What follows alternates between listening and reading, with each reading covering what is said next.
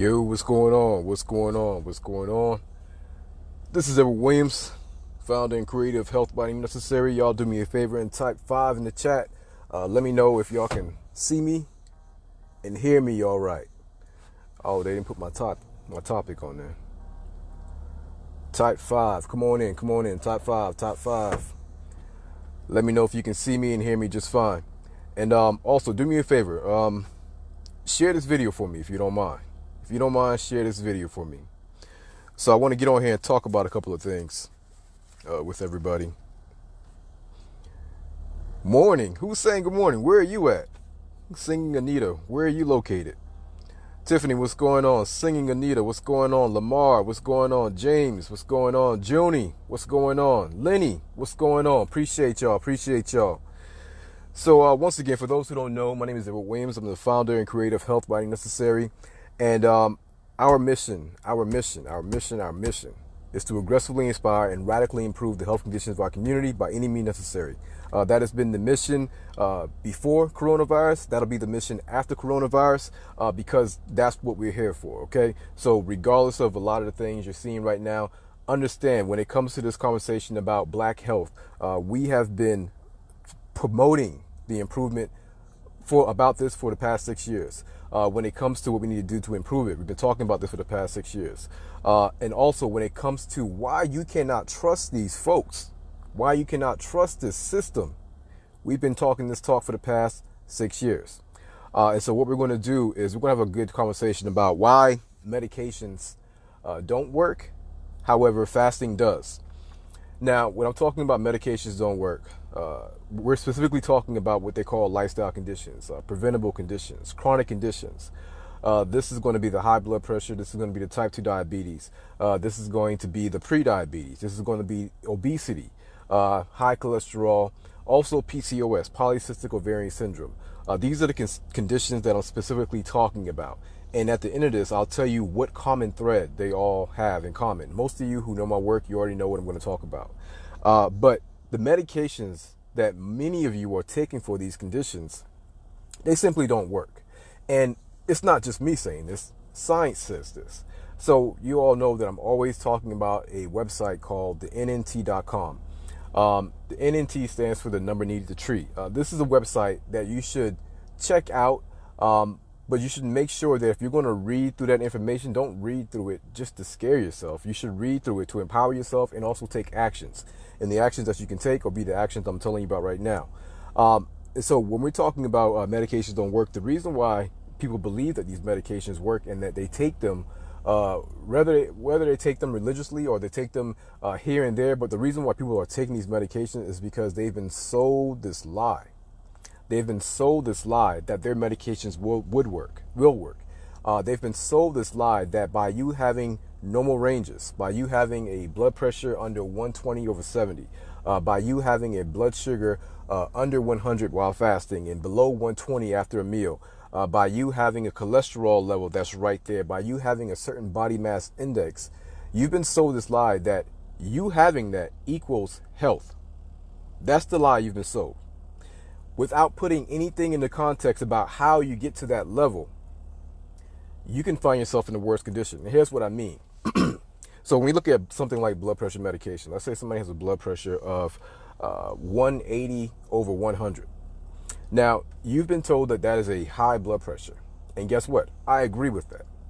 You have been told that that high blood pressure is a disease. I don't agree with that. I tell you that it's a medical condition because that's exactly what it is. You've been told that you need to lower that blood pressure because it can progress to the point where it actually causes other issues or it can kill you. I agree with that as well. Now, you've been told that you need to take these medications, which will chemically alter the physiology of your body. Some of these medications will make you excrete excess fluid. Some of these medications will block certain receptors in your body, such as a beta blocker. By blocking this receptor, this is going to now slow down the heart rate or decrease the contractility. Some of these medications will inhibit enzymes in your body that will also increase your blood pressure. So on that side, you have multiple ways that the medications, or multiple mechanisms of actions that the medications will work. When it comes to blood sugar or type 2 diabetes, you have medications that will slow down the absorption of the glucose that you're taking in. You have medications that will force your pancreas to secrete more insulin. And then you have medications that will they're just insulin. You injecting insulin. And so the list goes on and on and on. These folks have convinced you that if you do these things and you get that blood pressure down into that tight little range, 120/70, you are now considered to be healthy. If you get that fasting blood sugar down to 100, or if you get that A1C down just lower, below the 6.2, below the 5.8, below the 5.6, you're going to be healthy. However, you're not going to get those numbers with medications. You're just not. But you've been told this over and over. If you take this statin medication that gets your cholesterol down, you've been told that just by doing those things, you're going to be healthy. Now, they might throw in, all right, eat more too. They might throw in, eat more frequently. They might throw in, you should exercise. But don't expect these folks to tell you exactly what to eat or how to exercise, because let's keep it real.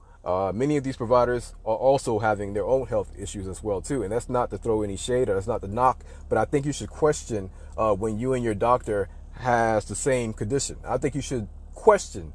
I think there's a healthy level of questioning that needs to go in place when you and your doctor are both diabetic and both taking the same medications. I don't know if this doctor can tell you how to get off the medications, because in my opinion, their views are compromised. So nonetheless, you've been sold this idea that getting your numbers back into quote unquote healthy range, that you will now be healthier. However, when we look at the actual studies, when we look at the actual results, when we look at all of these, something like the Accord, the Advanced study, the Accord study, the VDAT study, when we look at these studies, these trials, we don't find that to be the truth. We don't see people being treated with medications having better outcomes than people who are not being treated with medications. We don't see that to be the truth. Once again, check out the NNT.com. The best thing you can do is watch the video that I have on YouTube. I also have it on this page right here. It's called Better Medications or Better Educations. And then I also have another video called The Marketing of Disease. You should check out those two videos, because that's what I consider to be health defense. It's very important that you understand how these medications work. It's very important to understand, are you actually getting healthy? Because when we think about it, the only reason you're taking these medications in the first place is because you don't want to have the stroke. You don't want to have the heart attack. You don't want to have the amputation. You don't want to have the kidney failure. You don't want to have the gangrene. Like, these are the only reasons why you're taking these medications. So you are assuming that if the doctor is giving you medications and your numbers are now looking better, you're assuming that, yo, we good money. I'm going to be fine. I'm going to be completely fine. The blindness won't happen to me. The neuropathy won't happen to me. The kidney failure won't happen to me because I am on medications. That's not the truth. People are still having the same rate of the complications if they weren't actually taking any medications. I know this is not nice to hear. I know this is not, warming to hear, but it is the truth. Once again, it's not me saying it. It's actual science saying it. However, most of your practitioners have no idea about what these medications are doing. Now, the practitioners that have been doing this for a long time, yeah, they'll tell you these medications have some very nasty side effects. But their solution for these nasty side effects is to give you another medication that doesn't have such a bad side effect, or it's not as bad as that side effect. And so it's a very vicious game. It's a very vicious cycle that many of us are involved in, unfortunately. So I agree that if the condition progresses, complications are going to come. I agree that if the complications come, there's a higher chance that you will die. I agree that having these conditions make you more vulnerable, such as what we're seeing right now with this whole COVID-19. I don't even know if I can say that on live anymore. But I agree that when a condition like the COVID-19 or something like the flu, influenza, that you are more vulnerable. But you're more vulnerable on a daily basis.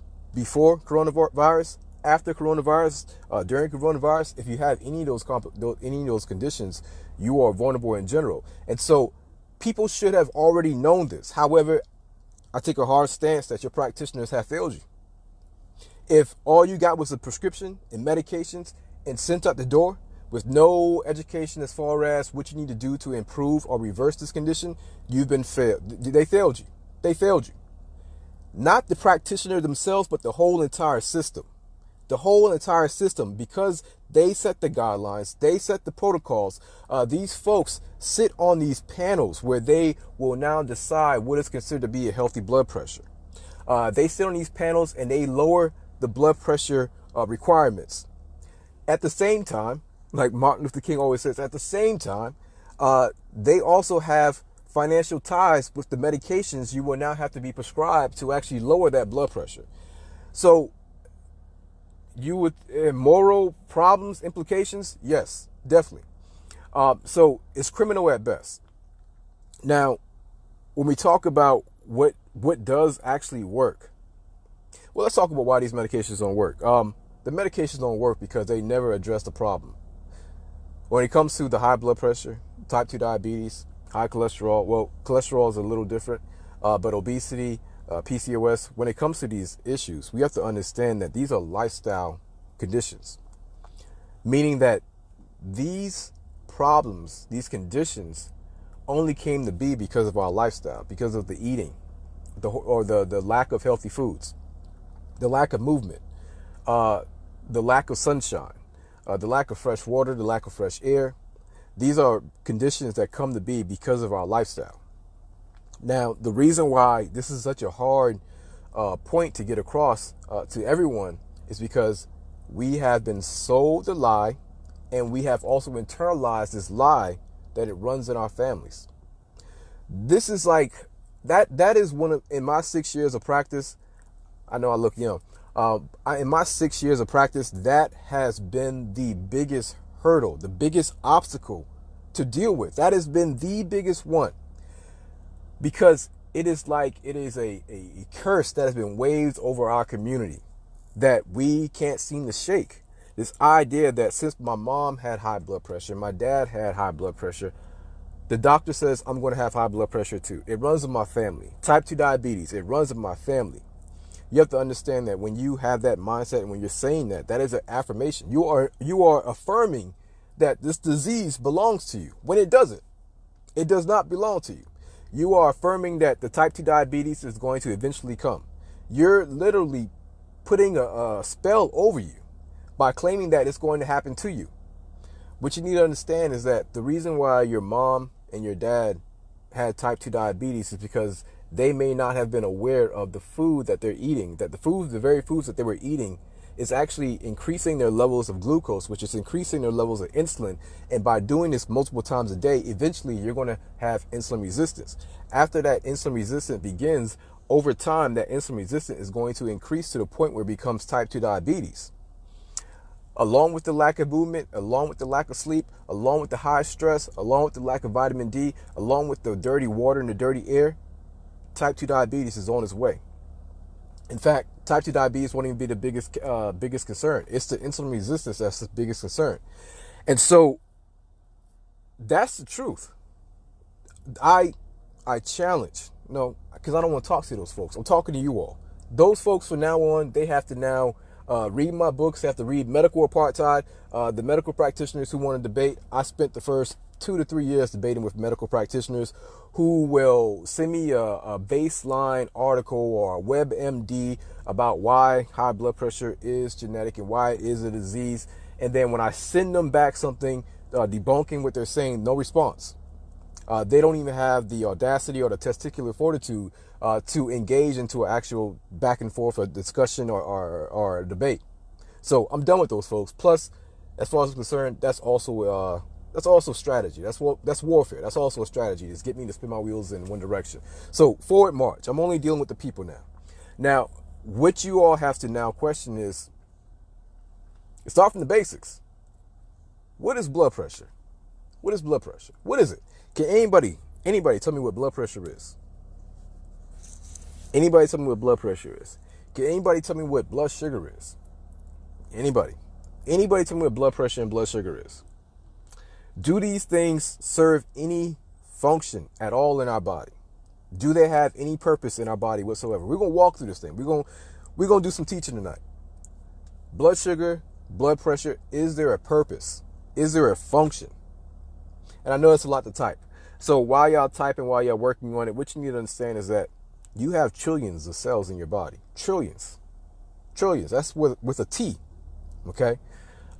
Each one of those cells is like a house with a family in it.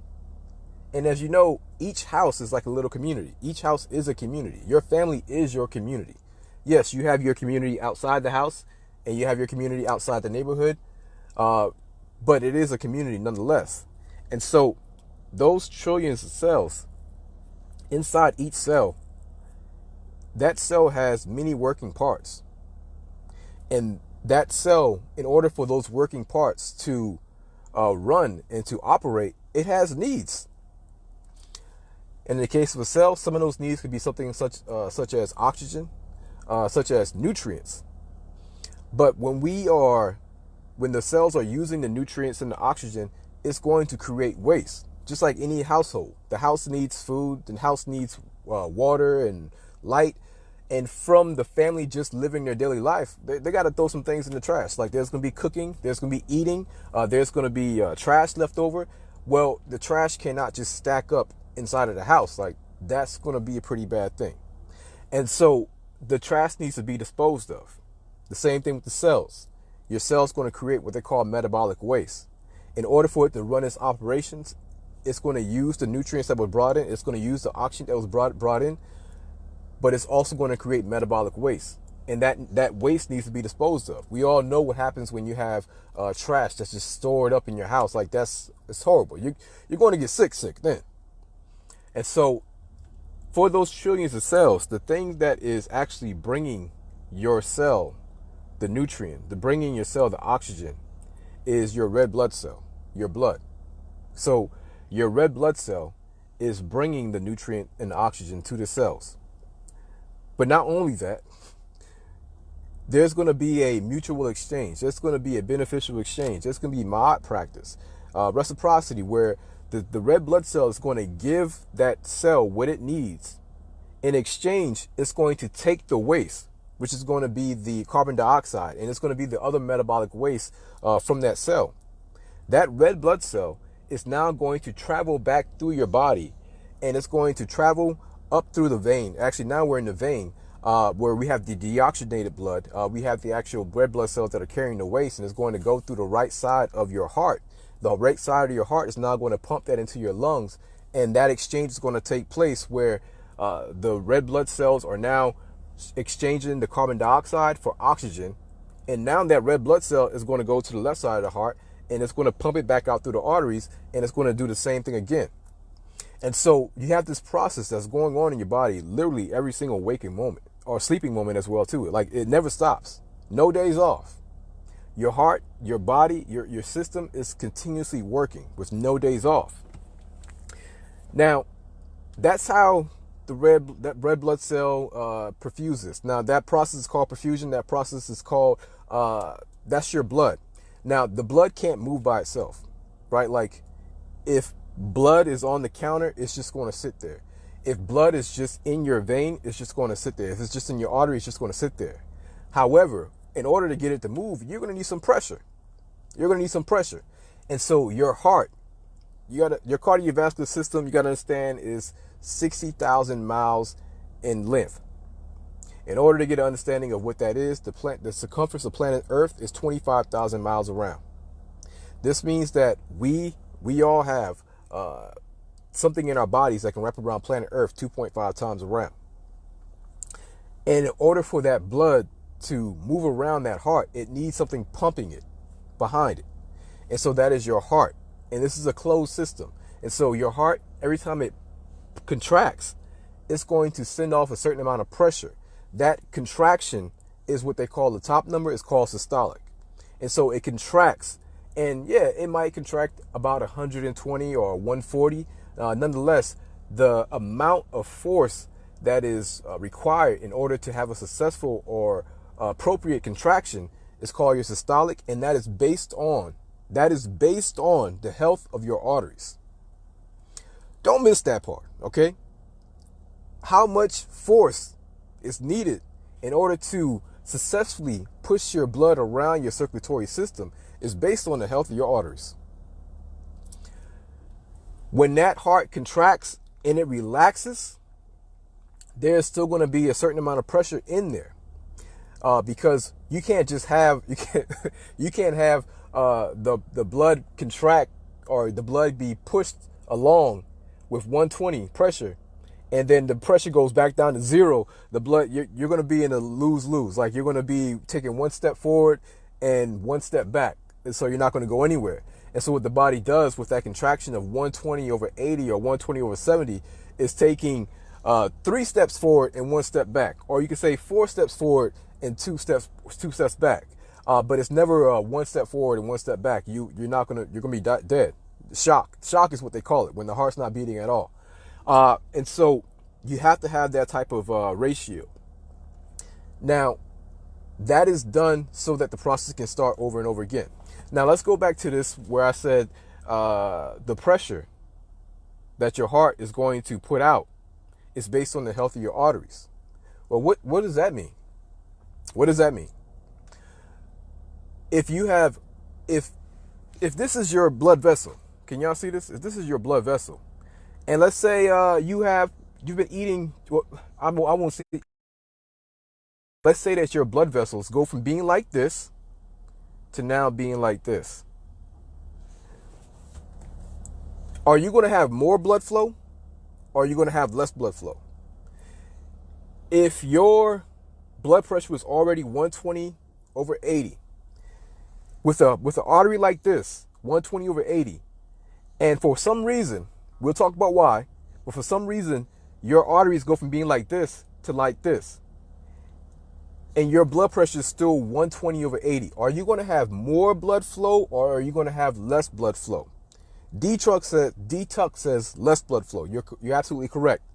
Now, I just told you about the needs of that household, right?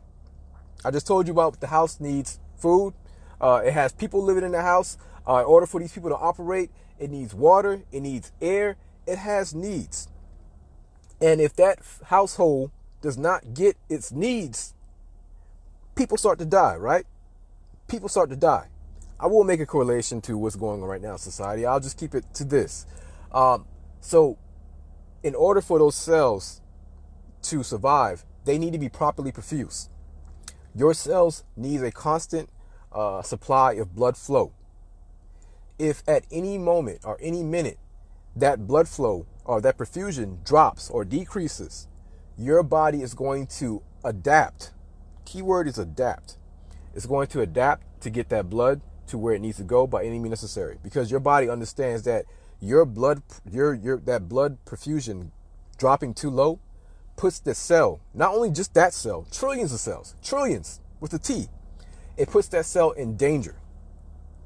And so because your body's intelligent, and because your body knows more about itself than your practitioner in the system does, it has multiple mechanisms already set in place to adapt to the adversities that may come its way. I mean, come on, like, humans have been around for a while. You think that the body hasn't figured out a way to increase the supply of blood in the case that it might have a decrease in supply? It has.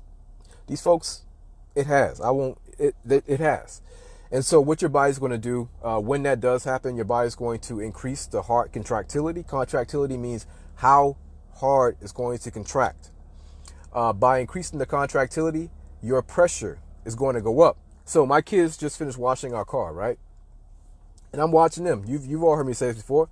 So the two boys, my two sons are putting suds in the car, and my daughter is watering the car with the hose.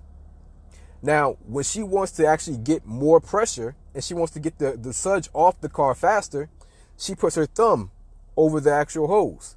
That makes the blood, the water comes out faster. Your body does the same thing. It doesn't put a thumb over anything, but it's going to do whatever it can to get the pressure up.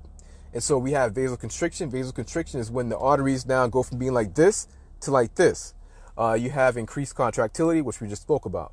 You have an increased heart rate. Your body will also increase the actual rate of the heart in order to meet the demands of your cells, your cardiovascular system. But also, your body has something called the endothelium. And the endothelium is the largest organ in the body. I know you probably haven't heard that before, but you need to understand that the endothelium is the largest organ in your body. If I just told you about the 60,000 miles of blood vessels that you have, what you need to understand is that inside of those blood vessels is something called the endothelium. The endothelium will be likened to the actual mind, the operating system of the arteries. And so the endothelium is the shot caller. The endothelium is responsible for telling the arteries when to vasodilate, meaning to make the vessels go from this to like this. It has the ability to make your arteries vasoconstrict, which means go from this to this. It has the ability to increase in the viscosity of your blood. Viscosity deals with the thickness. So if you look at water and if you pour water out of a jug, that is something that has a low viscosity, meaning that it is thinner. But if you pour syrup out of a jug or syrup out of a syrup bottle, it's going to go slow. It's going to move slow because it has a higher viscosity. And so if at any moment your body needs the pressure to go up, it has the ability to also make your blood thicker. But also there are other things outside of you that can make your blood thicker. So I'm saying say this. All that stuff I just explained, you got to understand that your body is doing that on purpose. Your blood pressure increasing is not an accident. Your blood pressure is increasing because there is a problem inside of your arteries. You may have plaque buildup. You may have stiffening of your arteries. You may have a blockage. You may have thick blood. You may have constriction. There are multiple things that you can have. However, what you need to understand is that your blood pressure increasing is not something that is doing just because it wants to be a jerk. It's not increasing because it wants to be a jerk. And it's not increasing because you don't have medications. So if there's a restriction, if there's a blockage, if there's stiffening, and you just throw a pill at it to block the receptors on the heart, to slow down the rate, or to decrease the contractility, tell me, riddle me this, Batman. At what point did you actually deal with the problem? What point? You know, they call it essential hypertension, right? Essential hypertension. 95% of people who have high blood pressure have what they call essential hypertension or primary hypertension. The other 5% have what they call secondary hypertension. This is because the secondary hypertension is when we know what causes your high blood pressure. You have something called renal stenosis, where the arteries leading to your kidneys are stenotic or very corroded and also stiffened. That's why you have high blood pressure. Or maybe you have a tumor on your adrenal gland. That's why you have high blood pressure, and the tumor on your adrenal gland is going to increase the catecholamines, and that's why you have high blood pressure. And so with the 5% of people who have high blood pressure, they have what they call secondary high blood pressure, and that is something that they can identify. We know why you have high blood pressure. 95% of y'all, we don't know. We're going to call it essential. We're going to call it primary, but we don't really know. We know this pill can now make you excrete more water. We know that this pill can now block these receptors. We know this pill can now inhibit this enzyme. And by doing those things, it'll get the blood pressure down. Now, will it actually treat the actual root cause of the problem? Nah, it won't. It'll get the blood pressure down, and it'll get your blood pressure into the optimal levels. Now, what you all need to understand is that when the term essential hypertension first came to be, this is back when they didn't have medications. And so I always recommend people read medical literature when there was no medicine around, or there wasn't much medications around. It's boring as hell to read, and it's also infuriating as hell to read if you're African American, or if you're just a person with a heart. It's infuriating to read because a lot of the testings are being done on you. But at the same time, when we're talking about essential hypertension, the term, I believe the doctor's name was Richard Bright. I could have that wrong. His name was Richard, but I don't know if it was Bright. When they came up with the term, they called it essential hypertension because they understood that the blood pressure that you're experiencing right now is essential for the body in order to keep proper perfusion. Don't let that go over your head. They weren't sweating the blood pressure being what they call high blood pressure at that time, because one, they didn't have medications, but two, because you lack resources or you lack medications, you'd be surprised with the lack of resources can make you, how creative it can make you. So they didn't have medications. So these practitioners back then had to really try to figure out what was going on. Like, why is your blood pressure all of a sudden high when last month it wasn't like that? And so they had to really do a lot of studying, a lot of research. And what they found was that this blood pressure that you have right now is essential for you to have proper perfusion to your whole entire body, your whole entire vascular system, your whole entire cell, your life. It's essential. So fast forward to today, they treat you with medications. And these medications, they're claiming that these medications are going to give you keep you in a healthy range. And so since your blood pressure is in a healthy range, you're walking around, whether they're saying it or not, but you're walking around with this pseudo belief, with this pseudo comfort in thinking that since you have normal blood pressure or since you have normal blood sugars, that you're going to be fine. And I'm telling you that that's not the truth. They're telling you about these patients that have COVID-19 and how they have underlying health conditions. You don't think these patients are taking medications for their underlying health conditions? You don't think these patients are taking medications for their high blood pressure? A better question is, you don't think a lot of these patients are taking ACE inhibitors, lisinopril, for this condition, or for their blood pressure? Once again, you should go look up and see how, what's the correlation between ACE inhibitors such as lisinopril and COVID-19. You should really look into that. You should look and see how the virus actually gets into the cell. You should see what receptor is responsible for, well, not responsible, what receptor the virus uses to get inside the cell. Like, that's important. You should also see which receptor ACE inhibitors or ACE receptor blockers upregulate. That's important to know. And also, people should know that. Like, once again, it shouldn't be a guy with a beard and headband sitting in my car telling you this very, very important information. It shouldn't be me. It should be the guy telling you to wash your hands 1,000 times a day. Also mentioning, oh yes, there's a couple other things we want y'all to look out for and we want y'all to do. We want you also to contract your practitioners. But it's not. They're not going to do that because these folks, they play golf together. So let's keep going. Now that we understand that there's a purpose for your blood pressure being elevated, now that we understand that your blood pressure being elevated is not an accident, now that we understand that that is an adaptation, your body's adapting to the adversity. You having blocked arteries, you having constricted arteries, you having stiff arteries, because your arteries shouldn't be stiff. They should have the ability to rebound. They should be flexible. But you having those things happening, you have to understand that that is considered to be adversity for your body. That's considered to be adversity for your cardiovascular system. And so in the face of adversity, like everything else in nature, you need to have the ability to respond to adversity. When it comes to blood pressure, your body is going to respond to adversity by increasing the blood pressure. When it comes to the lack of blood perfusion to your trillions of cells, your body is going to increase the blood pressure. When it comes to insulin resistance or type 2 diabetes, and your body has this oversupply of glucose and oversupply of insulin, and the insulin is trying to allow glucose into a cell that is already at full capacity, your body is going to respond to that adversity by down regulating the insulin receptors. This is not magic. This is physiology. This is your body doing this on purpose. And these folks know this. They know this. They know what happens when you give a person antibiotics over and over and over and over and over again. What happens?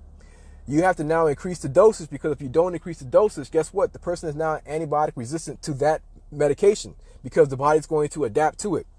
What happens when someone first starts out drinking alcohol, liquor? What happens? They're lightweight, right? They call them a lightweight. You take a shot, forget about it. It's a wrap. They tipsy. They over here talking to everybody's wife. You got to control yourself, dude. But when that person does it over and over again, what happens? They build up tolerance. So now that shot is nothing. Now they need 2 shots. And this happens over and over again.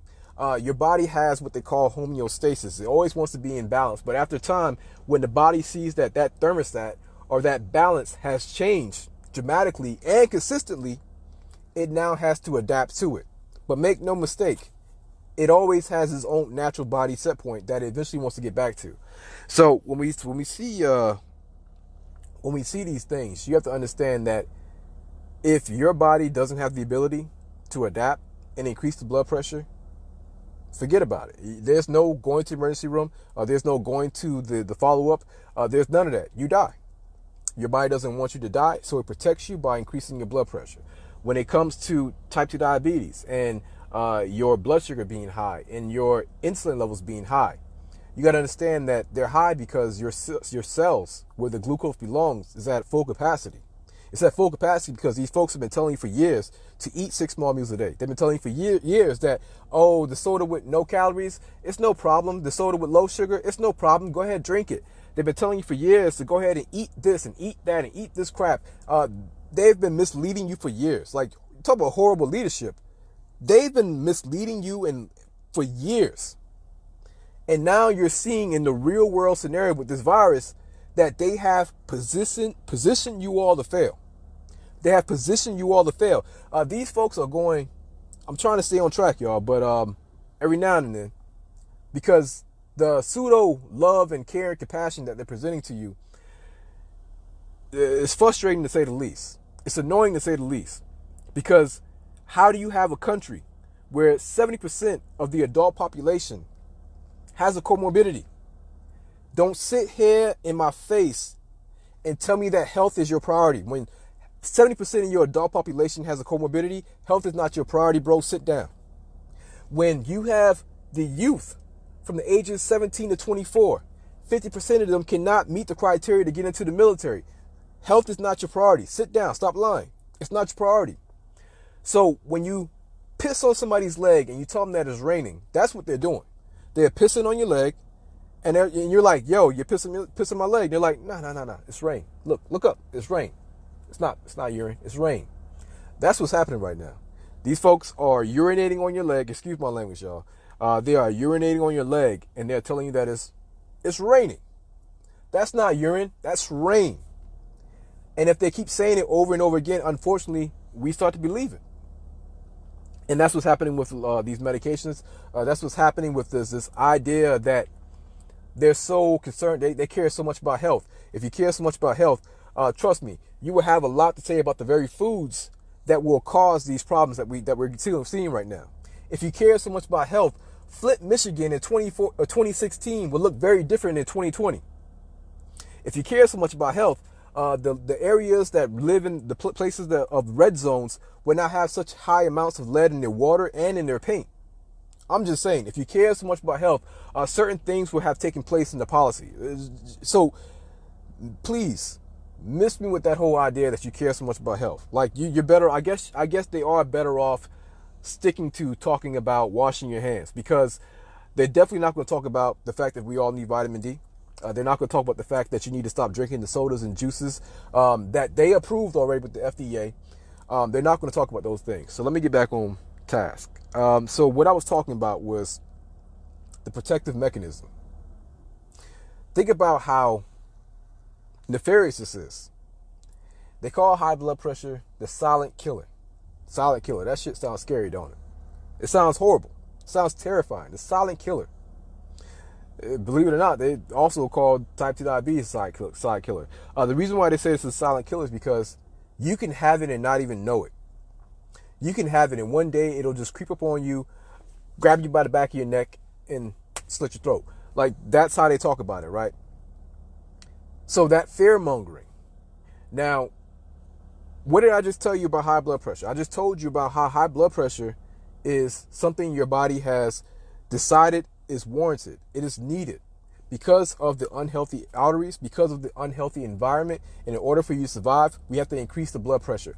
We don't want to do this forever, but we have to do it momentarily. We are hoping that you eat better. We are hoping that you move. We're hoping that you drink more water. We're hoping that you cut out the unhealthy foods. But in the meantime, we have to increase this blood pressure. It's the only way we're going to survive. And so I don't see that as an enemy. I actually see that as an ally. So the devious thing about this is that these folks have convinced you that your ally is a silent killer. They've convinced you that your ally is your enemy. They've convinced you that you are your own enemy. And I guess you can work that out, but they have convinced you that your natural physiology, the natural inner workings of your body, is the enemy.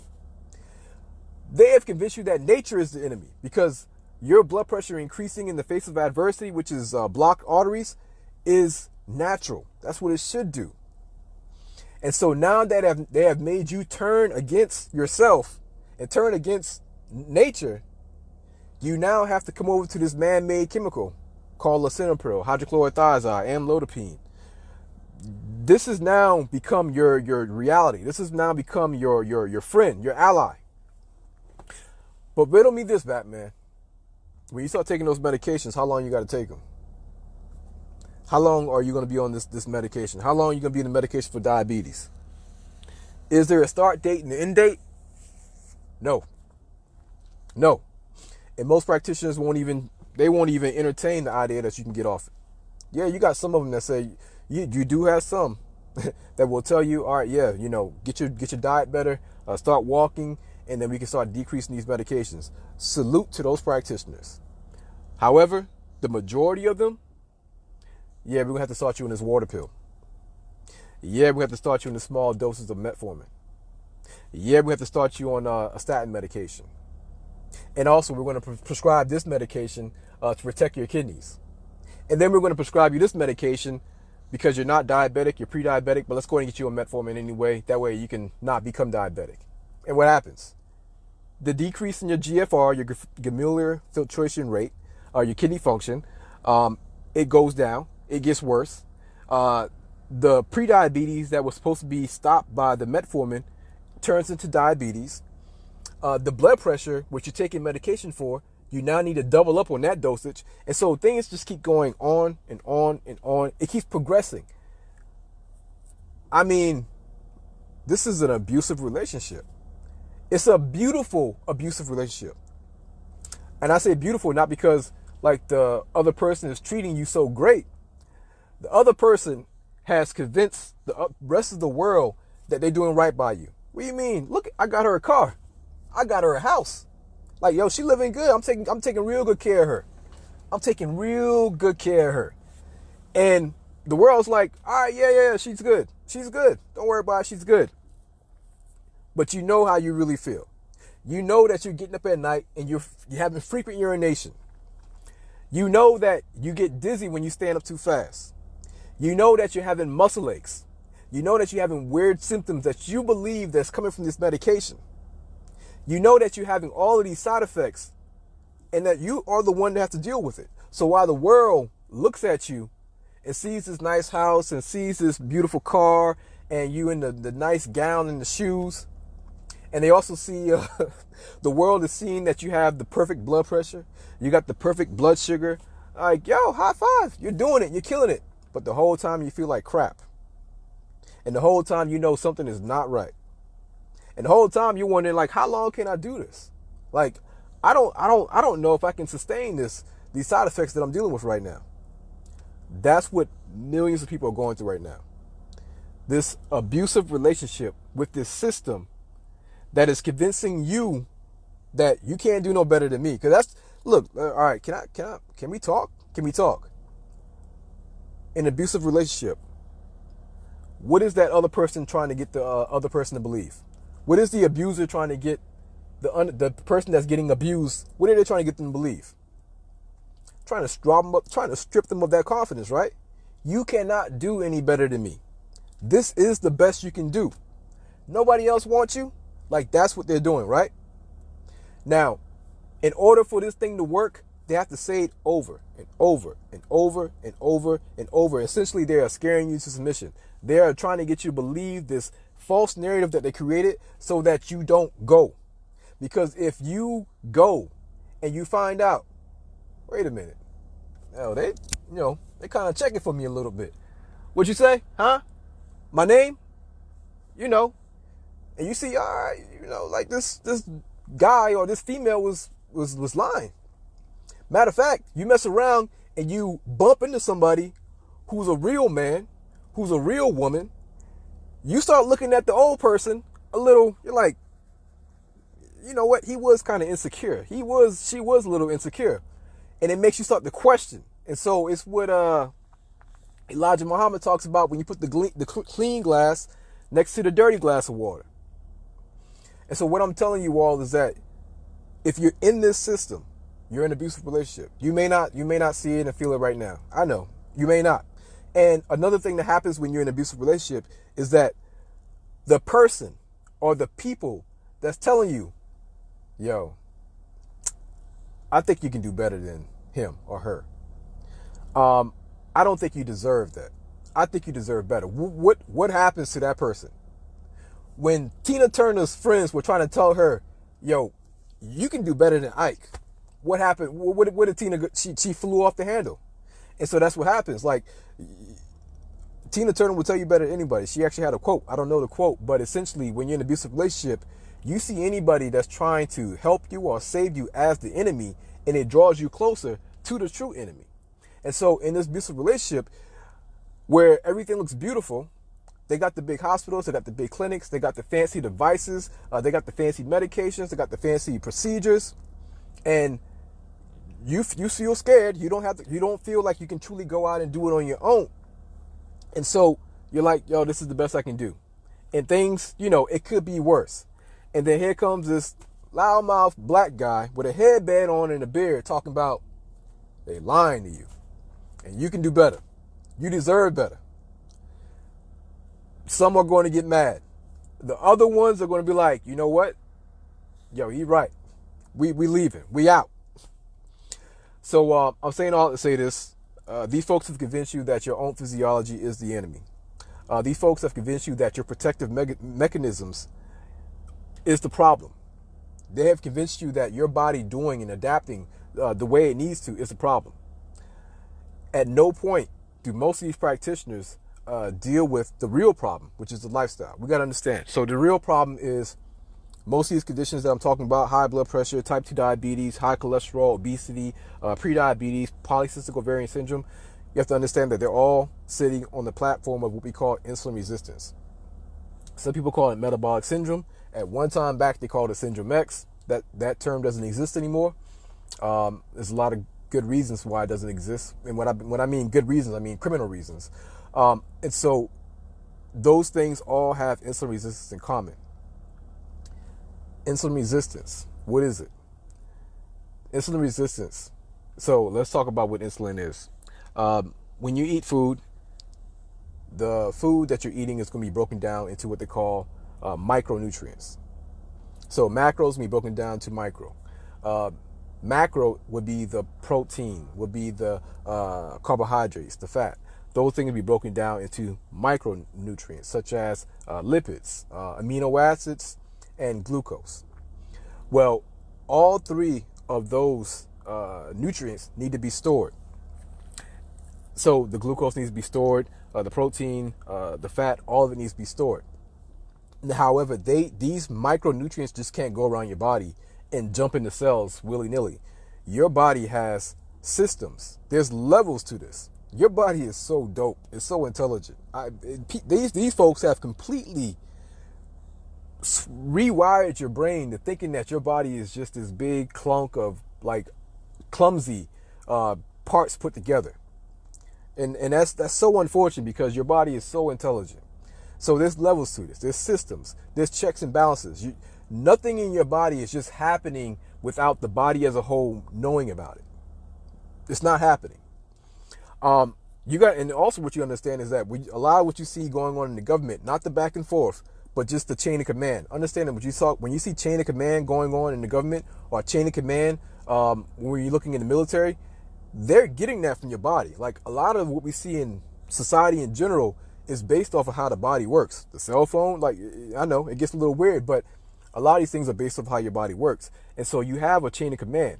These nutrients just can't go inside the cells. Insulin, which is an anabolic hormone, it is responsible for storing the glucose into your cells. And so depending on the type of food that you're taking in, if you're taking in whole foods, This process moves along slower and is more controlled because whole foods have more vitamins in it, more minerals, and it has fiber. And so it is a very natural process. It's a very controlled process. And also when you're taking something like processed foods, like Twinkies, donuts, McDonald's, the juices, the chips, all those things, it's chaos because that food is not real. The food is not real, and it lacks the vitamins, it lacks the nutrients, it lacks the fiber, it lacks the minerals. They might put it in the foods, but you have to understand that there's nothing like the real thing. Shout out Marvin Gaye and Tammy Terrell, right? Y'all help me out. Am I right? Ain't nothing like the real thing. Marvin Gaye and Tammy Terrell. So your body is going to break that down fast. When it breaks that down fast, your glucose is going to shoot up. In order for your body to deal with that high amount of glucose and get it to where it needs to be, which is going to be the actual cells, your insulin levels have to go up as well too. Insulin is responsible for activating the insulin receptor on the cell and allowing the glucose to go into the GLUT4 transporter, the GLUT4 shuttle. And that's going to allow glucose into the cell. I told you about how the cells have needs. Well, the glucose is one of those needs for the cell because the glucose will now use that, the cell will now use that glucose to do its operations, to run its daily operations, its machinery. And so once that full capacity has been met, or once that cell has all it needs, it's now going to downregulate the insulin receptor. The insulin receptor on the cell will now decrease, meaning that no more insulin can go in. Your body is doing this on purpose because supply and demand. Once again, if the house already has all the food it needs, we're good. Like we have food to eat right now. We also have food in storage. We don't need any more food. Matter of fact, the food can't even fit in anymore. And so what your cells is doing is saying that we are at full capacity when it comes to glucose. We don't need any more. Therefore, we're downregulating the insulin receptors. We're making the intelligent decision to downregulate the insulin receptors. Please give the glucose to other cells that may need it right now. And that's what's happening.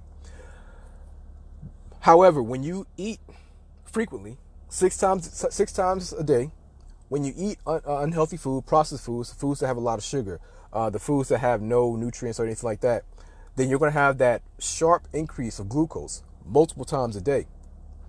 Now, that increase in glucose multiple times a day, once again, if the cell was already at full capacity an hour ago, most likely it's still at full capacity now.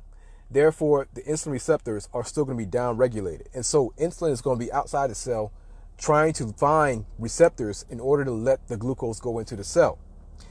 And over time, if you keep eating frequently, snacking, drinking juices, drinking sodas, you're constantly bringing in glucose, which is constantly increasing the insulin. And you're constantly keeping the cells at full capacity with glucose. So once again, your body's intelligent. Your body's going to say, okay, these cells are at full capacity. We can't put them in there anymore. Let's go ahead and put them in storage. The storage in this case is going to be your liver. Your body's now going to store the glucose in your liver as something called glycogen. Glycogen is the same thing as glucose. However, glycogen is a more complex form of glucose, and it's a stored form. So your body's able to store more of that glycogen in your liver. The reason why it's storing it in your liver is because when you need more, in the chance that you're going to need more glucose, it's going to be readily available from that liver. And so the body's going to say, all right, all of this blood sugar that's in the blood vein right now, in the arteries right now, send it over to the liver. The liver is going to take it in. But guess what? Your liver has a capacity as well too. So if you're eating frequently, if you're eating unhealthy foods, what's going to happen is you're going to soon meet the capacity of that liver. Once you start to meet the capacity of the liver's going to say, whoa, hold on. Y'all moving too fast. What we need to do now, since you are set on eating all throughout the day and you are set on eating the unhealthiest food and you're taking the medication that's giving me problems, it's toxic to me, what we now have to do is the glucose that I already have in here, the glycogen that I have in here, give me a little bit of time to turn it into fat and I can ship it out into the fat cells. Because once we start shipping it out to the fat cells, well, we can store fat all day. there's not really a limit to how much fat you can put on. And we all know this to be true. And so what happens is the blood sugar is going to start building up in the bloodstream. The liver is now going to start converting that glycogen and that glucose into fat and shipping it out into the fat cells. Now the blood sugar is going to start going into the liver. And so you have several things happening. You have new blood glucose coming into the body every 2 to 3 hours, because this is the recommendation of your American Diabetic Association. You also have the sugar coming in. The sugar is going to be going to the cells that can take it in right now. The ones that can't take it in right now, the rest of that sugar is going to be going to the liver. The liver is going to be turning that glucose into glycogen to hold on to in the cases that we need it later. The liver is also going to be turning a lot of that glycogen into fat so it can ship it out to your fat cells, because that's where you can have that final storage at. Because once you start putting it into the fat cells, this is what we can do all day. So it's kind of like you're putting it into a storage place, or you're putting it into your garage. Like, we can store a whole lot in here, like a whole lot. However, when you continue to eat frequently throughout the day, and the food is really, really bad, processed, you're going to put such a strain on that liver to the point where it's not going to be as organized as it used to be. I don't know if you all used to watch I Love Lucy. My grandma used to watch Nick at Night. She always kept the TV on, so a lot of these shows used to come on. This was black and white. I Love Lucy. There's an episode of I Love Lucy where her and Ethel, I believe her name is, they're working at this donut plant, they're making donuts or some kind of pastry, and they're learning how to do it. You know, there's a process. So you get the box, I pull out the donut, I put on the cream, you put it in the box. You get the donut, I get the box, put on the cream, put it in the donut. Box, cream, put it in the donut, box. And so they had this process on the assembly line. However, the speed of the assembly line started to speed up. As the speed on the assembly line started to speed up, things started getting chaotic. And so they're still getting the work done. However, you got cream going on top of the box.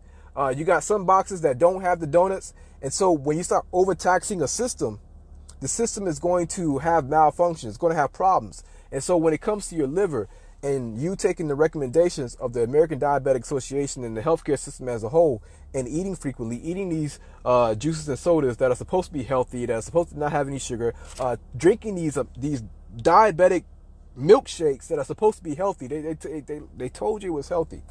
By you doing these things and you doing it frequently and thinking that you need so much protein and thinking that you need so much of this medication, what you're doing now, the liver is forced to ship out the fat so fast that some of the fat is going to get stored in places that it doesn't belong. Places that fat does not belong is your pancreas, your liver, your heart. And when fat starts to get stored into these places that it doesn't belong, this is what they call fatty pancreas. It's a real thing. Look it up. Fatty liver, which a lot of you are familiar with, and fatty heart. When these things start to have fat infiltrated, the functioning is not going to be the same. The amount that you were able to, the amount of work you were able to do before is going to dramatically decrease. So, in the example of, I don't know, let's say pancreas, when you start to have a fatty pancreas because the liver is being so overtaxed with work, the amount of work that the pancreas can do is going to be decreased. What kind of work does the pancreas do? What does the pancreas do? The pancreas, well, one of its many functions is producing insulin. Insulin is the very hormone that we told you is a storage hormone. One of its many roles is a storage hormone. When you start to have fatty pancreas, the amount of insulin that you're going to be secreting is going to be lower. This is where people saw that, the system saw that, and they jumped on it and they exploited the hell out of it. And they started to tell people, your pancreas is burnt out now. So now you got to go on insulin because your pancreas is burning out or is already burnt out. We got to give you insulin because where are you going to get it from? However, that's not the case. For most people, their pancreas has a decrease in function because it has fat infiltration. The same thing with your liver. The fatty infiltration is going to make that whole process I just told you about even slower. And so eventually you're going to be diagnosed with what they call type 2 diabetes, or you might be diagnosed with what they call PCOS, or you might be diagnosed with high blood pressure. Why high blood pressure? Well, because glucose increases the viscosity. So high levels of blood sugar makes your blood thicker. And so if you have thicker blood, 120/70 is not going to be enough to properly perfuse that whole entire body. Not only that, high blood sugar, chronic levels of high blood sugar and high levels of insulin. Y'all ever had one? Everybody's had like a scouring pad, right? I don't know. Nowadays we use a sponge with the little scouring on the back of it. But back in the day, man, my mom, we had like this Brillo pad or whatever like that to scrub the pots with. And when we didn't have that, we would use the aluminum foil. Well, we used that to get the grit off. And so I want you to picture high blood sugar levels being like that Brillo pad. And I want you to imagine what would happen if you had your artery and you were just lightly, not going hard, just lightly brushing against your artery. What happens if you do it to your skin? Like what happens if you lightly brush against your skin with the scouring pad? Eventually, you're going to cause an actual scratch and abrasion. You're going to damage the integrity of the skin. You're going to have a cut, right? What's your body going to do with that cut? Well, your body's going to mount an inflammatory process because that is the beginning of the healing process. So it's going to increase the blood flow. It's going to increase the swelling. It's going to increase the temperature. It's going to increase the amount of leukocytes. It's going to increase a whole lot of things in order to get that area that is open to heal. Well, guess what? Same thing happens to your arteries. That high amount of blood sugar and the high amount of insulin is causing damage to your arteries. You should not have that chronically. And so to just take medications to manage it is already flawed. And this is why people are still having the complications, because just managing type 2 diabetes is not sufficient. It's not sufficient to actually avoid the complications. If it's high, it's high. And you just managing it is not going to deal with the mortality and morbidity. So that process we talked about with the skin is also taking place inside of the actual arteries. And so when that healing process starts to take place on the lining of your artery and it starts to heal itself, you have to understand, you know what is a precursor to healing, tissue repair? Can anybody tell me what does your body produce that is a precursor to tissue repair? I don't care what type of tissue you're talking about. The tissue on your arm, the tissue in your organs. Can anybody tell me what does your body make that is a precursor to repairing tissue in your body? I'll go ahead and answer it. It's called cholesterol. Yes, cholesterol. Cholesterol serves a purpose. These folks have sold you on this lie once again that there is a such thing as good cholesterol and bad cholesterol. There's no such thing. That is called marketing. Your body only makes one type of cholesterol, and that's called cholesterol. When it comes to the good and bad, once again, your body doesn't work on a good and bad system. In traditional African medicine, there is no good, bad. There's appropriate and there's inappropriate. Because what you find out is the thing that you're calling bad, well, eradicate it if you want. Get rid of all this quote unquote bad bacteria if you want and see what happens. The good bacteria becomes bad bacteria. Get rid of all the bad cholesterol if you want. The good cholesterol becomes bad cholesterol. There's balance. These folks need a devil and they need an angel. That's how they operate over here in the Western society. And so they have convinced us that cholesterol doesn't really have a purpose, but it does have a purpose. Cholesterol is a precursor for tissue repair. And so in order for that lining, that scratch in the lining of your artery to be repaired, cholesterol is needed to actually patch up that injury, that damage. And so this is where you see the cholesterol in the artery. But understand, that cholesterol is not there just to be a jerk. Like it didn't just say, oh, this would be a good area for me to clog it up. It didn't happen like that. It's being called on by your actual system to go repair that area. And so when this repair process takes place, What do you think happens when the blood sugar and the insulin remains high? That damage that was there before is going to get re-injured. And so as you can see, that this is a process that can continue to go on and on and on and on. On and on and on and on. And if nobody is properly informing you that these things are being caused by lifestyle, then you taking the medications, you got to understand, you taking the medications, it essentially what it does is it ties your hands behind its back. It ties the hands of your body behind its back. Not only that, it actually it ties your legs together as well. Not only that, it puts a bandana around your eyes so you can't see. And then it says, fight. That's what the medications do. The medications will wrap, you can't use your hands, you can't use your legs, and you can't even see what you're up against. And then it says fight. Because I just told you about the damage, right? I told you how the high blood sugar, the high blood pressure, the high blood sugar, the high insulin is going to cause damage to the artery, right? That damage needs to be repaired. Well, if you're taking a statin medication and it's lowering the amount of quote unquote bad cholesterol, which is the LDL, it's not even cholesterol, it's a protein, low density lipoprotein and high density lipoprotein. Like these are not even, it's not even cholesterol. It has cholesterol in it, but they're proteins. So when you don't have what you need to repair it, how you expect me to function, bro? Like you just took medications that decrease the very resource that we need. How are we going to do this? And when it comes to blood pressure, if I told you that you have damage and blockage in your arteries, and so a blood pressure of 120/70 is not going to keep us optimal, therefore I need to increase our blood pressure to 150/90, and you take this pill to bring it back down to 120/70, I'm gonna let you know right now, we're not being properly perfused.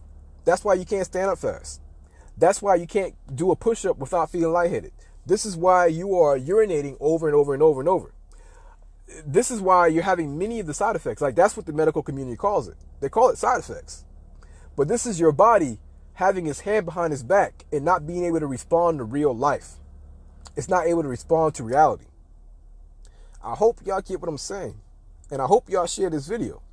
Because this is information. If you're thinking that you're going to walk up in your clinic and get this information, or you're expecting like somebody who knows the science and who understands this and actually does this for a living, if you're thinking that those folks are going to tell you, it's not going to happen. Not going to happen. Good luck. Good luck. So what I need for us to understand is that ultimately our bodies are intelligent, self-healing, and self-regulating. The things that are taking place is taking place on purpose. The worst thing we can do is ignore the reason why these are taking place. Ignoring the reason why this is all happening and acting like a pill is going to solve our problems, you're going to get hustled. Not only are you going to get hustled, but they're going to make money off of hustling you, and you still are going to face the risk of the mortality and the morbidity. You're still going to be vulnerable to a virus. These things will still take place. And you know what their solutions are going to be? You know what the solutions are going to be right now when this whole lockdown is over? Like, you know what they're setting this whole thing up for? Moving into your communities with more of these little clinics that are connected to the big hospitals, because the little clinics are not going to be able to survive this. Like, the little clinics are not going to make it out of this recession we're going through, this depression we're going through, because their doors are closed. So if you had good practitioners in that community, they're going to have a very hard time opening their door. But not only that, you can expect these clinics to now infiltrate your community with these robotic practitioners who only are going to know protocol. They'll have the degrees, they'll have the accolades, they'll have all these medals and all these awards, and all that means is that I know these protocols very well.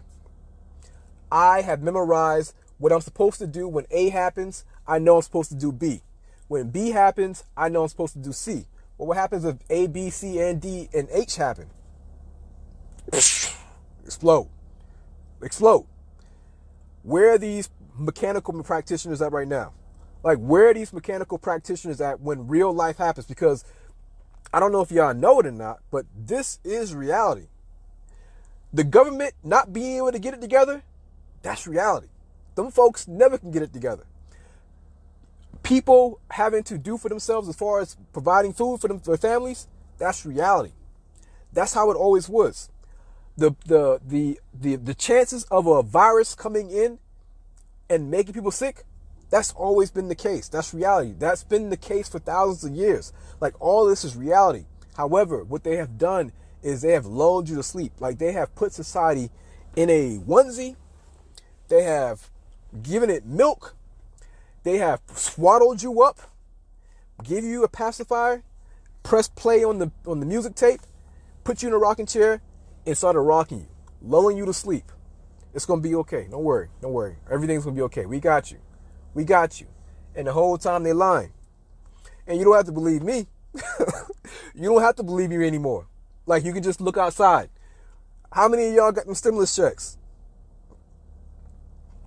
How many people have gotten the stimulus checks? And what's going to happen after that? Like, how do you have these people fighting over, how do you have these people saying, stay home, don't work, and somehow figure out a way to get money to get food?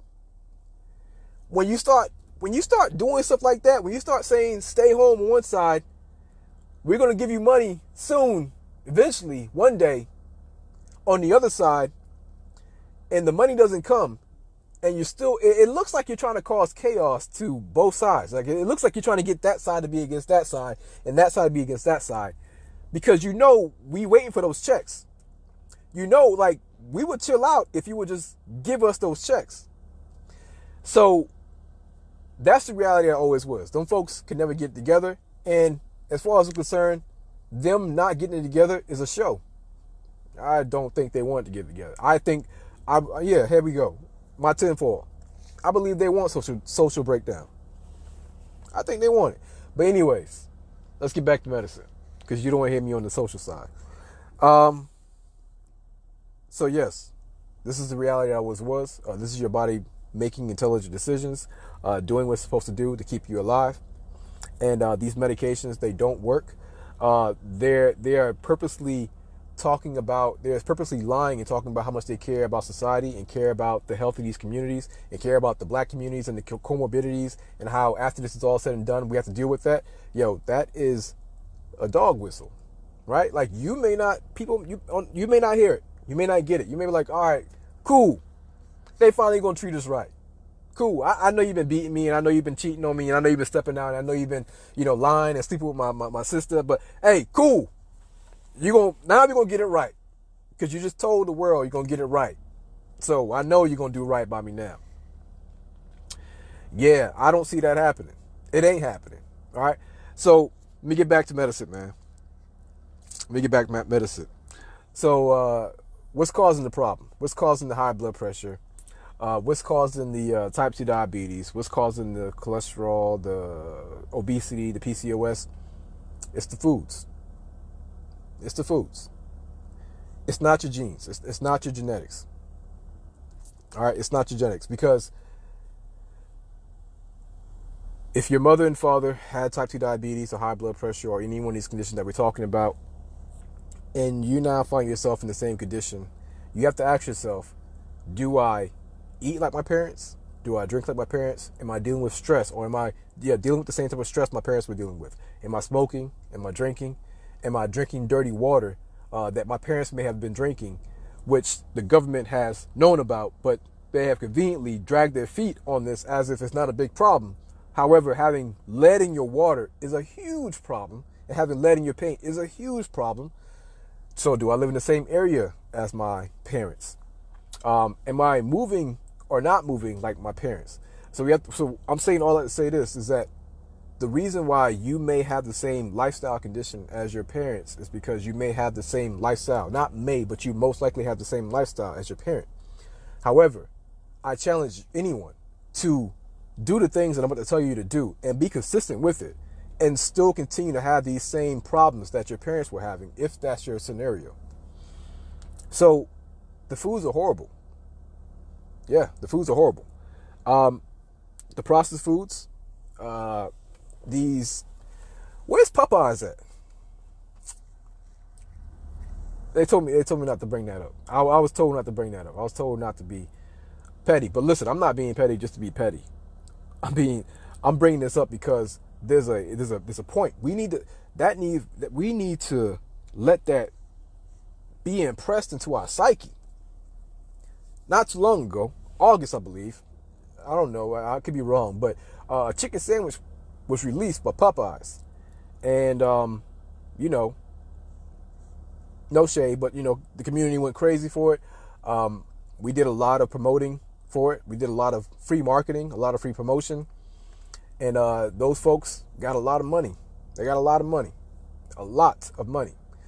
and so there's a thing called reciprocity. There's a thing called mutually beneficial relationships. This is where I scratch your back, and I know when my back itch, I know you got me. I know you're gonna scratch my back. I know you're gonna look out for me. Our communities are saturated with parasites. Our communities are saturated with parasites. And guess who's the host? Guess who's the host? Those parasites are silent right now. The Popeyes, the Chinese restaurant, I don't care what anybody has to say about that. These little chicken shacks, these little stores, the liquor stores, the gun shops, the pawn shops, those parasites that have taken from you, but we gave it to them. Like, we got to be real about that. Like, we were willingly giving it to them. But those parasites that were sanctioned, allowed to be in your community at that rate, because you got to understand that in other zip codes, in other areas, in other color-coded areas, that doesn't take place. Like, you're not going to see the Chinese restaurant next to the Dollar's place, next to the liquor store, next to the pawn shop. Like, you're not going to see that. That's not going to be allowed, because the policies, the government would not allow that to happen. But you, on the other hand, man, have a field day. Have a field day. Put that dollar spot right next to the Chinese shop that has nephrotoxic ingredients, which nephrotoxic means that it has toxins in the actual food that will down regulate or actually damage the filtration rate of your kidneys. And put that right next to the dialysis, because that way they can get treatment and then go eat, or they can eat and then go get treatment. And then put the liquor store right there as well too. Like, let's make this plaza very convenient for suicide. Like, let's make it very convenient. So anyways, the parasites are very silent right now, right? Like, the parasites, they're doing what parasites do, which is being opportunistic. So I don't have any questions for them, but I do have questions for us. What are we going to do? Like, how you just exchanged millions of dollars and exchange get nothing other than foods that will cause diabetes, high blood pressure, and XYZ. The very problems, the very comorbidities that are underlying this whole problem that we see right now. So you have these foods, these restaurants that made out like a thief in the night. You have little organizations around places that are doing things like rent relief. They're doing like food drives, like little organizations that don't have the money in the first place. Or you have churches that are gathering whatever funds they have to do the work for the community. Salute to y'all, because I know y'all ain't got it. I know y'all don't got it like that. You know who got it though? Yeah, I'm checking your pockets. Popeyes got it. The Chinese restaurants that was in your neighborhood, they got it. The liquor stores, they got it. Like, the people who was eating off you all year round, they got it. But you know what they ain't gonna do? They ain't gonna be there for you. Like, they got it for them and theirs. They're like, yeah, we got it for us. Like, we good. Y'all gonna have to figure that shit out. But when this whole pandemic is over, we gonna open our doors and please come eat. Come on, come eat. Come on. That's what's gonna happen. And y'all gonna have to make a decision. We all gonna have to make a decision. Like, draw a hard line in the sand. You gotta understand, business is war. How you gonna feed me food you don't even eat yourself? I'm just saying. So don't overlook that. Don't overlook that. Don't worry about anybody's complaining about that, crying about that, talking about discrimination. Like, let all of that shit fall on deaf ears. Like, don't pay attention to any of it, because those folks, as you see right now, They are not there for you. Those folks who run those restaurants will not piss on you if you were burning right now. The community as a whole. So it doesn't, when this pandemic is over, for us to run out our house and go support them when the times you needed support, they're not there. Like when you was in the gym shooting basketball, practicing, nobody was there. Now your name is LeBron James and the whole world's there. Like, you got to know what to do. Now, of course, you're going to have some people who are still going to run out to them and going to still support them, and they're going to make it a whole big deal. But I'm hoping, I'm praying. I'm gonna put out a good prayer before this thing is over. That we do for ourselves. I'm hoping, I'm going to put out a good prayer that we have some very insightful and intelligent people in our community, in all of our communities, that says, hey, we have this building right here. Hey, we have this rec center right here. Hey, we have this church right here. We have plenty of y'all that know how to cook. How about this? How about we all take shifts during the days of the week and we come up with the menu, and we also come up with the fund, and we pour money into that fund, and from that fund, we now, my phone's about to die, y'all. We now go out and go get groceries. We bring it back and we cook here on a daily basis, and we now offer $5 plates. I think we should do that because unlike those other folks, when crap hits the fan, we're going to be there for you. We see, like, there's no more speculation about who's there for you. Who's there for you is going to be the people who's there for you right now. Who's there for you? They're not there for you. So there's no more speculation about who likes who and who's dealing with who. Like, there's no more speculation. You can see it right now. Adversity brings out your true character. Y'all, my phone's about to die. Hold on real quick. All right? Hold on real quick.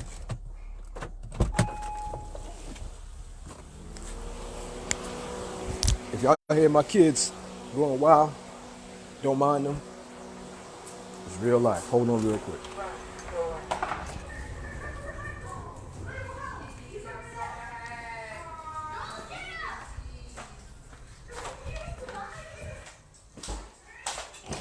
What's up, man?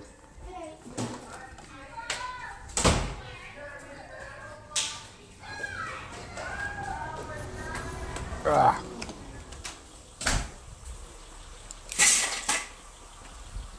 I think it's about to die.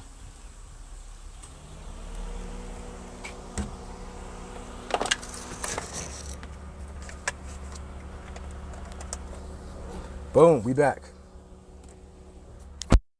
All right, so yeah, make sure y'all don't, us as a community, we don't miss the deafening silence.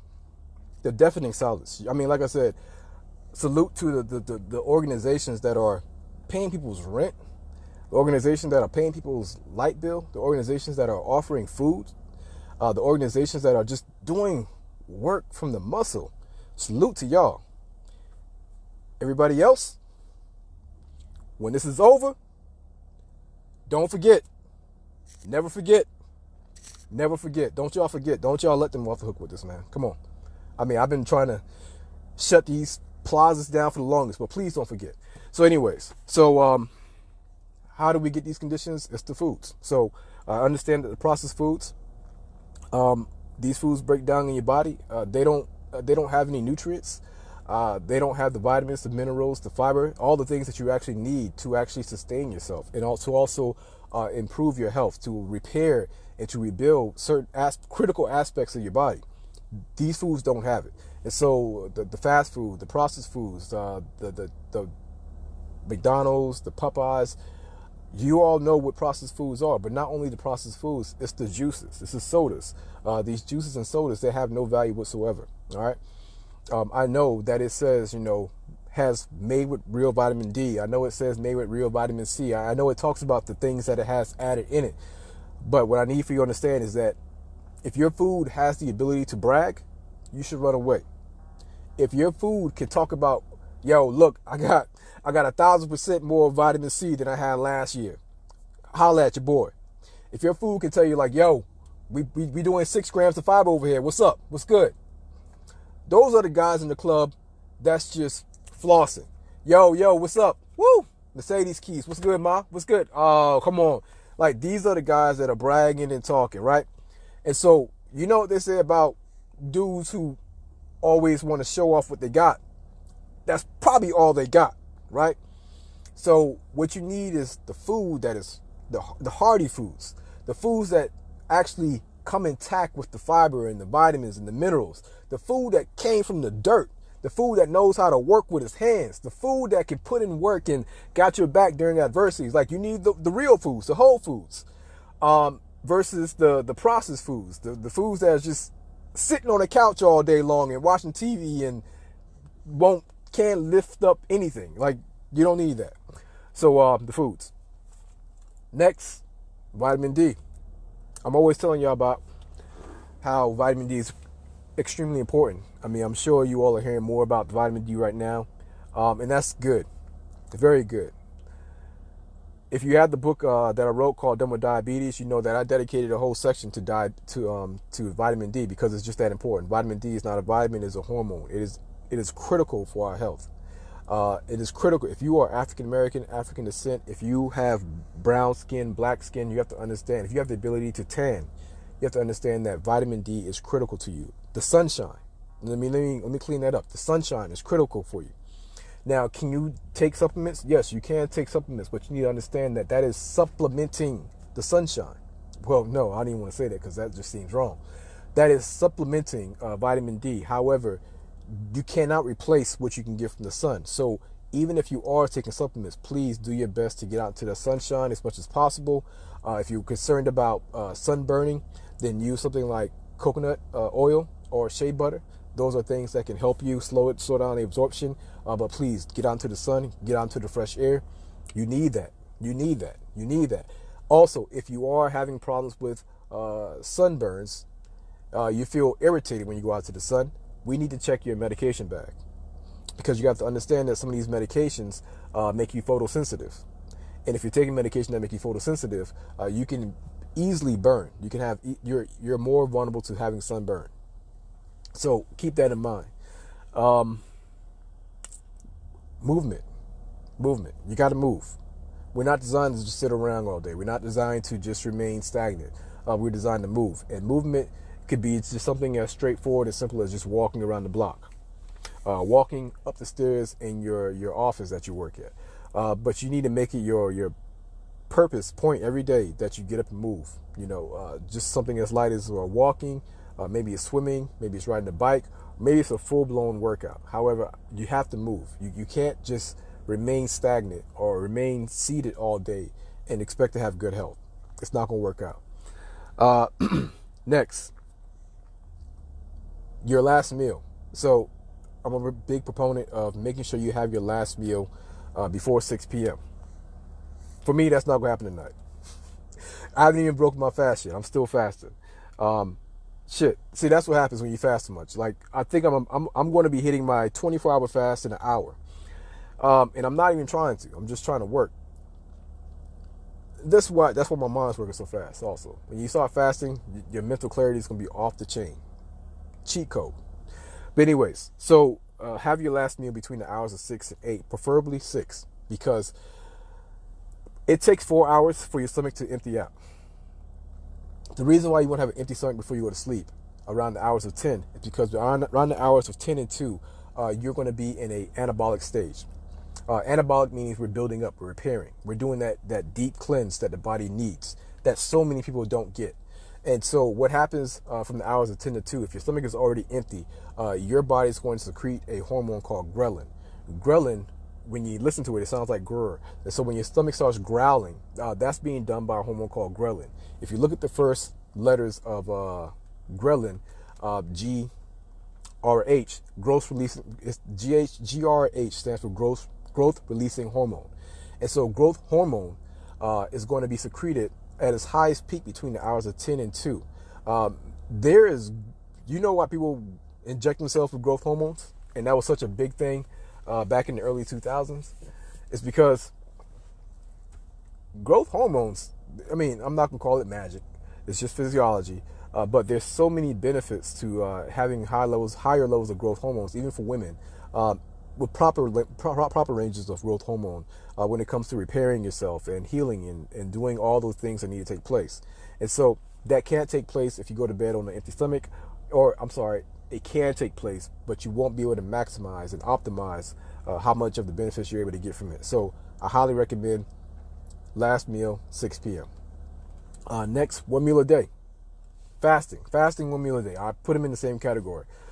I'm about to have my 1 meal a day pretty soon. So 1 meal a day, these folks have lied to you, misled you, hoodwinked you, bamboozled you, led you astray for years and years and years with no evidence whatsoever. Show me, please. Where's the evidence that eating 6 small meals a day is going to make you healthier, or that it's going to rev your metabolism, that it's going to help you burn fat, or that it's going to help you regulate your blood sugar? Like, show me some real evidence. Now, here's the caveat. Before you send me the article or whatever you're about to send me, most likely already know what you're going to send me. Before you send me the article, that article that you're going to pull up right now, I want you to go down to the references and the citations and the footnotes. And I want you to look at the contributing authors. That's what they call. They're called the contributing authors. And I want you to look at their disclosures. This is where people say, all right, I have financial ties to Nabisco. I got financial ties to Quaker. I got financial ties to XYZ. And what you're going to find is that these folks, lo and behold, I guess it's a mistake, I guess it's an accident, I guess it's a coincidence, but they have financial ties to the very food makers that make breakfast food. So once again, when you send me articles, do your best to make sure that it's not been paid for and bought by the very people you're trying to defend, because that's what's happening many times. Like, I've been not purposely going against the grain, but I've been going against the grain because that's just been the truth for so long. I've had to go through these things people are sending me, and people send me the same thing. Like, they think they're doing something different, but they're sending me the same articles that the other doctor sent me, that the other nurse sent me. And it's like, y'all doing the same basic Google search. But anyways, what you're going to see is that there's no evidence. There's no research. There is no benefit to you eating that frequently. They have been lying to you. And the cost that you pay is more food, because you got to buy more food frequently in order to keep up with that frequent eating. But also, you've been thinking that there's no problem with, even if you weren't doing 6 times a day, maybe you were just doing 4 or 5 times. Well, there's still a price to pay. Eating frequently is the advice that I would give someone if I wanted them to remain insulin resistant. Yeah. Because it is crucial, it's critical for your body to have that break in between, in order for it to take care of what it needs to take care of, as far as digestion, absorption, assimilating the nutrients to where it needs to go, and to actually not have that resistance to the hormones that are present at all times. So please make sure you don't forget about that. What else? So those things will get you the results if you do them consistently. Also, you may need guidance when it comes to the fasting. You may need guidance to a lot of these things. And that's what me and my team can come into play with the TFL 28-day challenge, the Fast Life 20-day challenge that we have coming up on Monday. However, you don't need us. You don't need us. If you are a do-it-yourselfer, like you're very good at doing things yourself and doing the research, then I recommend that you go that way, because it's going to be impressed upon your psyche better than us helping you out. However, if you are the type of person who needs the support, who wants access to 3 coaches, 3 experts in their field, and you want to have that support of 200 members behind you, rooting for you, pushing for you, praying for the best for you, then the Fast Life 20-day challenge is the best thing that you can get yourself into. And I'm talking about better than what a lot of y'all are getting at these clinics. Yes. So I highly recommend that for anybody who fits that, who needs those things, or who would like to have that type of support. Now, as far as everything else, these are things that you can go through and you can look at my videos. I have playlists on YouTube. I have plenty of videos on Instagram, Facebook. These are all things that you have. Please use. Don't let it just sit there. I made those things for the community. have a free book called Done with Diabetes. Have a free book called The Blood Pressure Manifesto. Have a free course called The Truth About High Blood Pressure. And the list goes on and on and on. I have done a better job of being organized by using YouTube, and so YouTube has more things in an organized fashion. However, if you go to H-BAMN.com, H-B-A-M-N, you're going to find a lot of blog articles. You're going to also, if you look down my timeline on Facebook, you're going to find a lot of resources as well too. But the point is, please use them. So let me go ahead and get off, y'all. My kid's ready to play. I don't know how long I've been on here. Let me see. Hour 35. Okay. So, yeah, we don't miss any of those things. Please share the video. Also understand what I'm saying. Go back, rewind it, ask questions below. You can send me a DM. My DM is packed right now. But also send me a DM. But I need for you all to think about those things. I don't want to force anybody to believe anything. I'm not asking for you to believe. I'm just asking for you to think. Look at it from a very realistic standpoint and just think. All right. And don't just think about how it's going to affect you. Think about how it's going to affect the future community, the future generation, the babies. We can't have them coming into a permanent underclass when it comes to health. Like we don't want them to have, like, we're already struggling on the financial side. On the economic side, we're already struggling. We can't have the babies coming in as an infant struggling on the health side. All right. So we have to do this for us. We have to do this for them, more importantly. All right. So we got what it takes. This is our community, our responsibility. We have what it takes. If you want more information about the challenge, it's tfl28.com. The link is in the description. The last day to sign up is on Sunday. We start the challenge. We're kicking in the doors on Monday, 27th. Orientation starts today. Sign up. Trust me, you won't regret it. You talk about love, compassion, and you talk about black culture. That's what you're going to get inside the community. Like, this is for us, by us, created by us. Check it out. All right. Love y'all. Stay safe and think. And I'm going to holler at y'all later. All right. Peace.